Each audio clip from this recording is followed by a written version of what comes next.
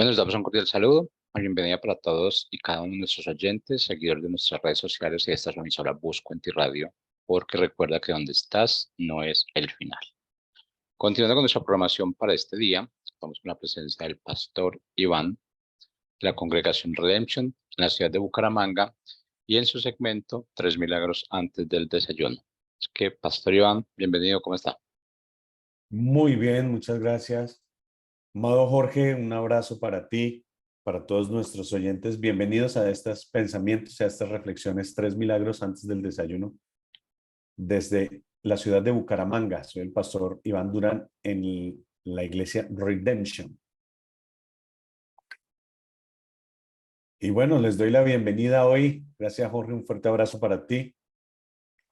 Eh, a nuestro tema, el futuro es un milagro. Quiero empezar con esta cita bíblica, Filipenses capítulo 3, 13 y 14. En esta versión dice así el 3.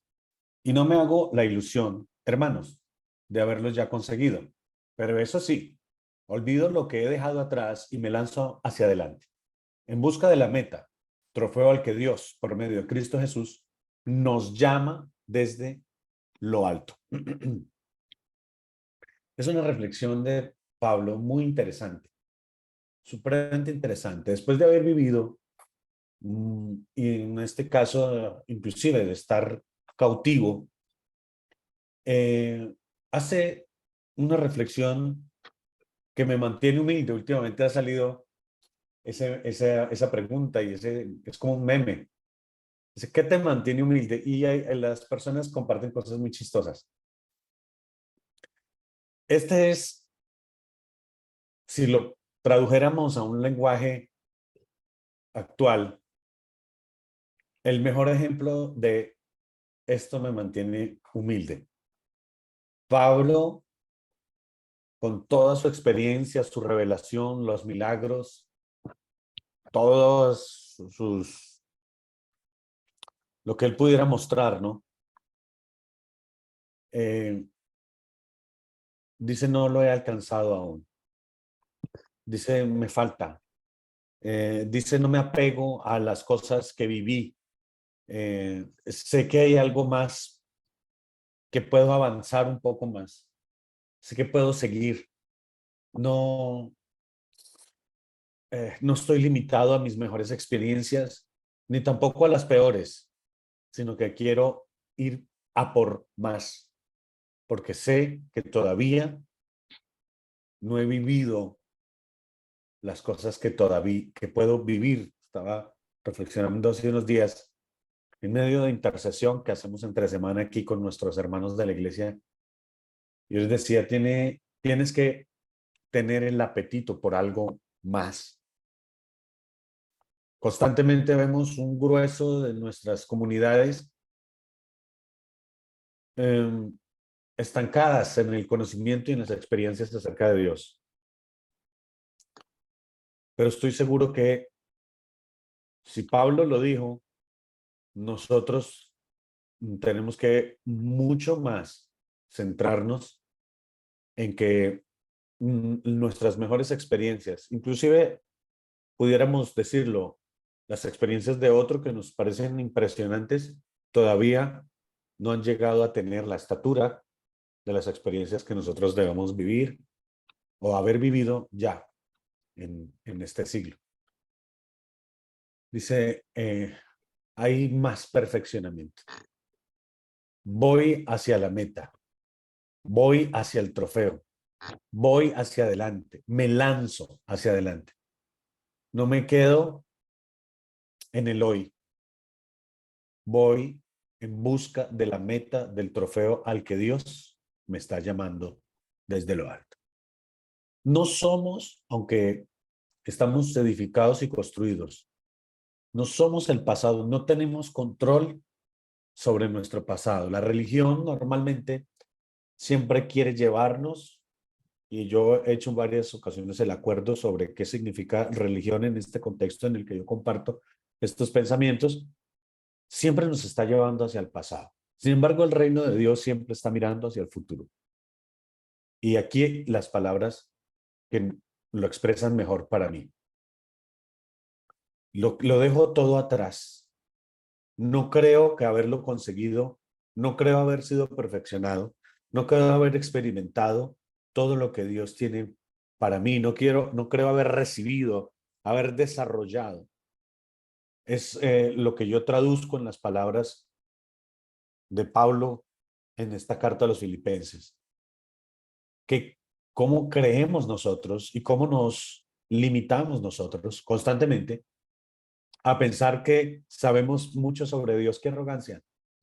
Que lo que vivimos era lo máximo que podíamos vivir. Por eso hay tantos ataques desde una playa a la otra. Los continuistas con los cesacionistas tienen como una controversia, pero tenemos que, para mí, empezar a pensar que lo que sabemos sobre Dios es realmente muy poco y que tenemos que emprender una búsqueda mucho más agresiva, mucho más violenta de lo que hasta ahora hemos emprendido. La iglesia del primer siglo, la iglesia primitiva, tenía experiencias absolutamente extraordinarias. Los apóstoles traían una unción de sanidad, de milagros extraordinaria. Y eso se fue quedando en una temporada bastante larga, en una era bastante larga, en la que todo fue apagándose, todo ese misterio, toda esta misericordia, toda esta revelación, se fue apagando al punto en que hoy tenemos que emprender, desafortunadamente no desde un conocimiento experimentado, sino desde la letra, el descubrimiento del ámbito de las cosas espirituales. Fíjate que hasta 1569, Casiodoro de Reina hizo la primera traducción que se llamaba la Biblia del Oso al español. Y de allí a que cada uno de nosotros pudiera tener acceso a una Biblia, pasaron otro par de siglos, inclusive más de un par de siglos. ¿Cómo hizo durante casi 1700, 1800 años para la iglesia sobrevivir sin un texto que pudiera contrastar, consultar, sin una doctrina que estuviera escrita, dirigida por algún buen pensador, algún estudioso? ¿Cómo es la iglesia para avanzar?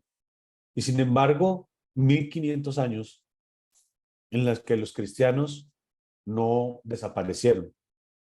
Al contrario, estuvieron constantemente en incremento, conquistando países con su pensamiento, con sus valores, conquistando naciones, conquistando gentes, conquistando al punto en que ya es muy poco el mundo que no ha tenido algún tipo de contacto con lo que nosotros llamamos Biblia, pero que yo quisiera llamar mejor la palabra de Dios.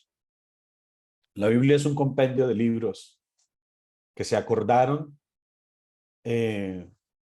reunir para transmitir esos valores, para transmitir esa fe, para darnos un conocimiento, por lo menos una coordenada de lo que Dios es y espera de nosotros, es decir, de lo que Dios es y de lo que nosotros somos en ese diseño divino.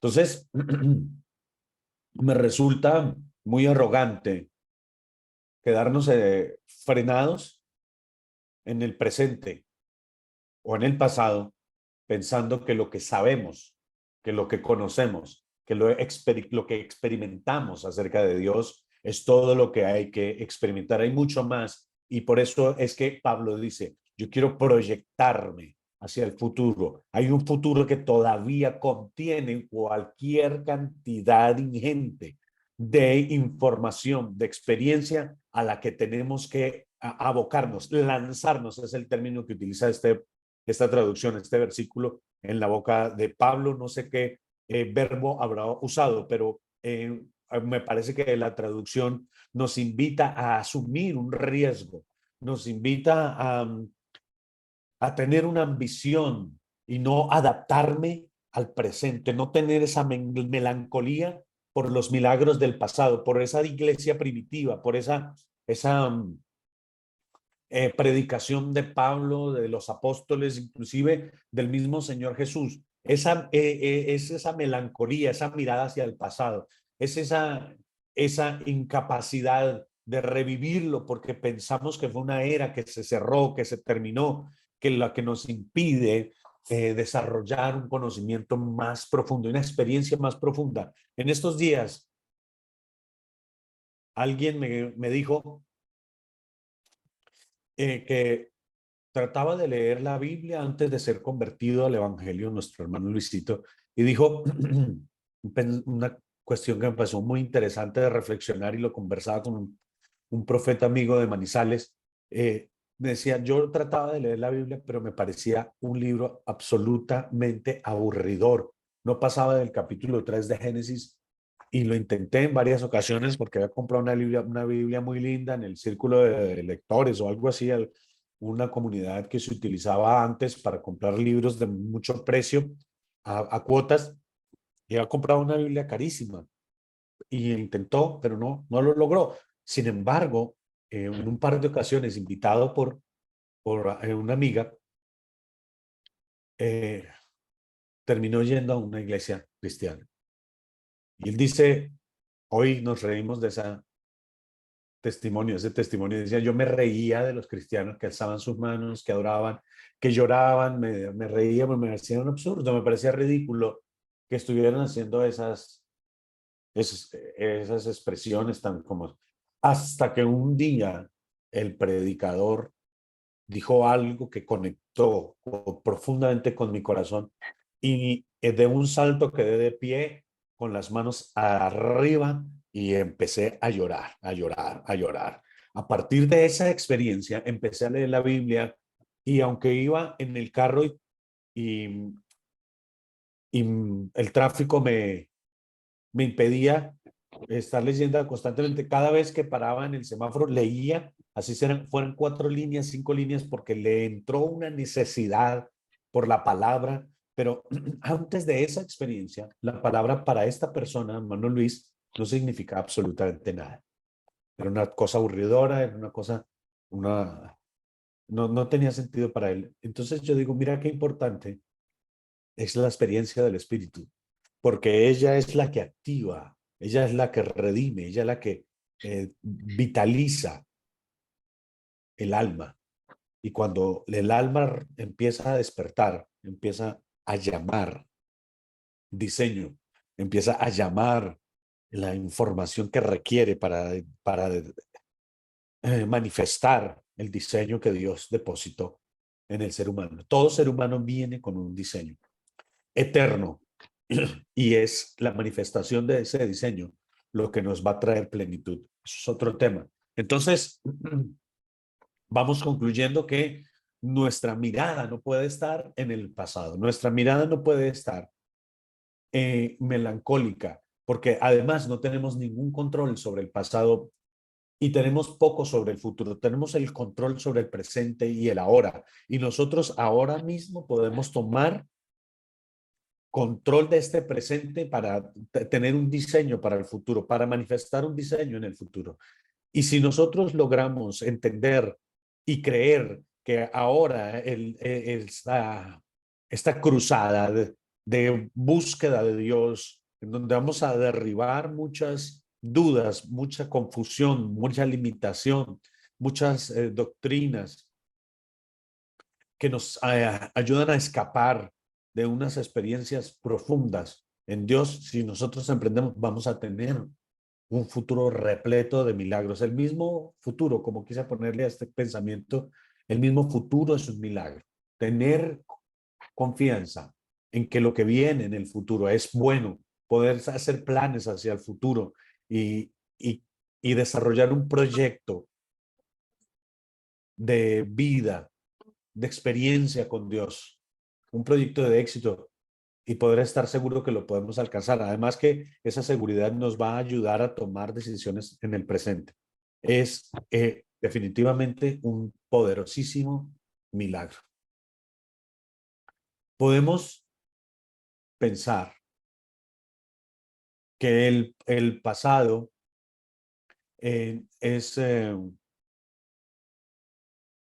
construye, edifica lo que somos. Eso ocurre cuando no se toma la decisión. Eso, el pasado gobierna nuestras vidas y establece nuestro futuro cuando no tomamos la decisión de desecharlo, inclusive aquellas cosas buenas que nos traen la sensación de estar llenos. Es muy difícil, y no se puede, pues, llenar un vaso que está lleno. Hay que vaciarlo para poderlo llenar. No sé si me estoy dando a entender correctamente, pero lo que quiero decir es que no sintamos total satisfacción por las experiencias del pasado, sino que tengamos hambre, tengamos anhelo, tengamos ambición por lo que Dios nos puede seguir mostrando.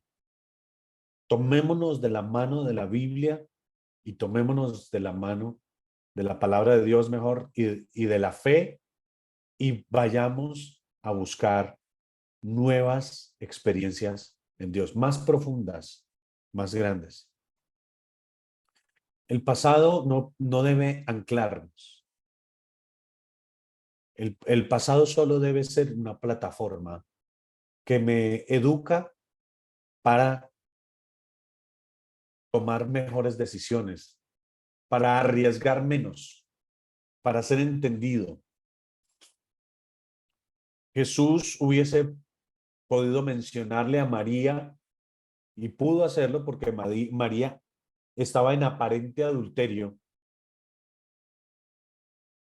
cuando estaba embarazada del Señor, porque José no se había consumado ese matrimonio en el lecho.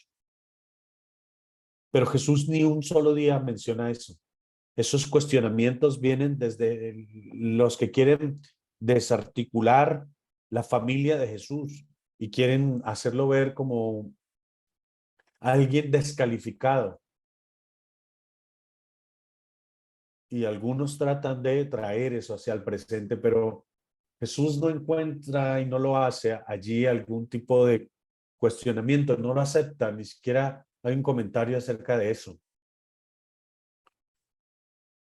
Y así tú ves muchas ocasiones que Jesús corta y la palabra de Dios corta la identidad de una persona y empieza como que desde ceros a construir una nueva identidad. El caso de Jacob y de muchos, Gedeón, Moisés, Abraham, Isaías.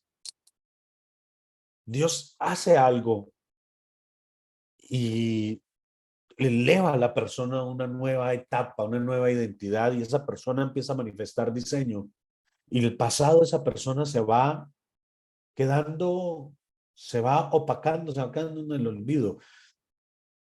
Y yo veo que algunos de nosotros constantemente estamos con esa mentalidad. El ego, vamos a decirlo de esta manera, nos conduce siempre, eso lo dicen los libros de coaching, los libros de psicología, siempre nos conduce hacia lo conocido, porque en lo conocido hay cierta seguridad, en lo vivido hay cierta seguridad.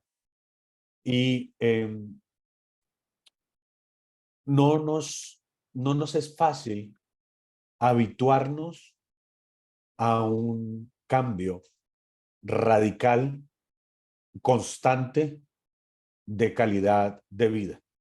El mejor ejemplo que se me ocurre en este momento, yo no sé si ustedes han visto en las noticias alguna vez que estas personas que han sido de escasos recursos por mucho tiempo y se ganan una lotería, un premio, con los años vuelven a estar nuevamente en las mismas condiciones económicas, a pesar de haber recibido una cantidad de recursos muy importantes, pero van cometiendo errores que muchas veces se pueden evitar y que se quieren evitar, pero que inconscientemente se cometen para volver a lo conocido, para volver a estar en ese estado de dependencia, de escasez.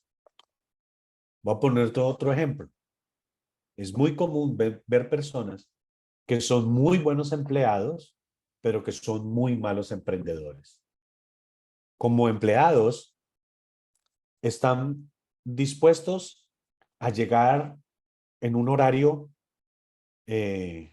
dispuesto, siempre en el mismo horario. Están dispuestos al horario, llegan a 7 de la mañana, 5 de la tarde o 6 de la tarde, y si se pueden quedar media hora más, se quedan media hora más. Pero cuando hay un emprendimiento, se desordena totalmente. Un emprendimiento que les va a dar la posibilidad de tener mayores ingresos y más libertad. Sin embargo, no se tiene la información incorporada en el inconsciente para asumir la responsabilidad de hacer las cosas. Es más, y tú ves que muchos de estos emprendedores salieron con todo el conocimiento que adquirieron de la empresa donde eran empleados y lo único que tienen que hacer es repetir o mejorar algún producto y aunque lo pudieron mejorar y repetir, no pudieron tener la misma administración y no pudieron tener la misma responsabilidad para prosperar, teniendo un producto mejorado, teniendo un producto que ha corregido pronto las falencias. Es decir, simplemente era iniciar algo que ya conocían, pero que su información inconsciente estaba incorrecta.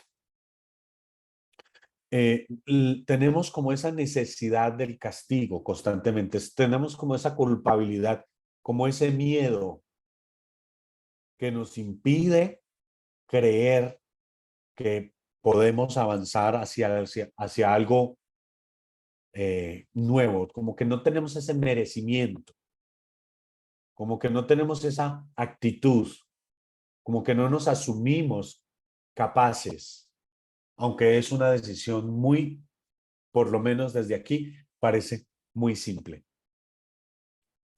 No podemos tenerle miedo al rechazo, no podemos tenerle miedo a la pérdida, porque sabes una cosa, cuando tú estás mirando hacia el futuro como un milagro, cuando tú estás proyectándote el futuro como un milagro, cuando tú estás mirando que pueden pasar cosas mejores de las que te habían pasado, que puedes lanzar, yo estoy hablando desde el ámbito espiritual, pero si tú quieres ponerlo en el ámbito de finanzas, de salud, también funciona. Lo que debes estar dispuesto es a pagar el precio que viene producto de que tú quieras dejar la estación. Muchas personas, muchas relaciones, muchas maneras de pensar, creencias, tienen que quedarse en esta estación, en la que estuviste posiblemente por mucho tiempo, pero tienes que partir. Y a veces hay un duelo en esos cambios, siempre hay un duelo en esos cambios, en esas transiciones, siempre hay un duelo. Por eso es que yo te quiero tomar de la mano hoy e invitarte a que te subas a este tren que no se piensa detener.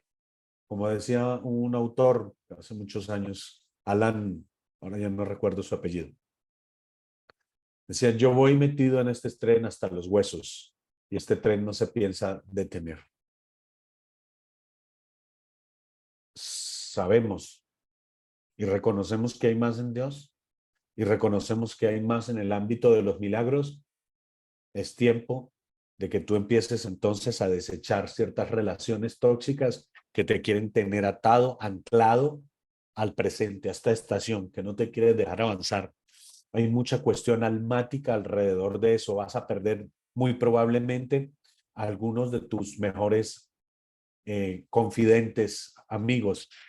Posiblemente vas a darte cuenta que tus enemigos en algún momento tuvieron la razón y tienes que asumirnos, tenemos que desprendernos de las situaciones que nos quieren controlar, de las personas que nos quieren controlar, de las doctrinas que nos quieren controlar, de las creencias que nos quieren controlar e ir con ambición y un poco con inocencia y con ingenuidad hacia el futuro. Vamos a leer la palabra de Dios, vamos a orar, interceder, vamos a buscar lo que Dios quiere mostrarnos, porque si entramos a una búsqueda, pero ya con el vaso lleno, ya sin la expectativa de algo más grande, de algo mejor, probablemente se nos escape la oportunidad de poderlo vivir, de poderlo experimentar. No podemos suprimir del todo, no podemos trivializar del todo lo que nos ha pasado en el ayer, pero sí podemos utilizarlo como una plataforma de seguridad para con responsabilidad. Yo le decía a nuestros servidores aquí en Redemption, ya es tiempo que ustedes experimenten un poco lo que me han visto hacer a mí. ¿Cómo hacemos, pastor?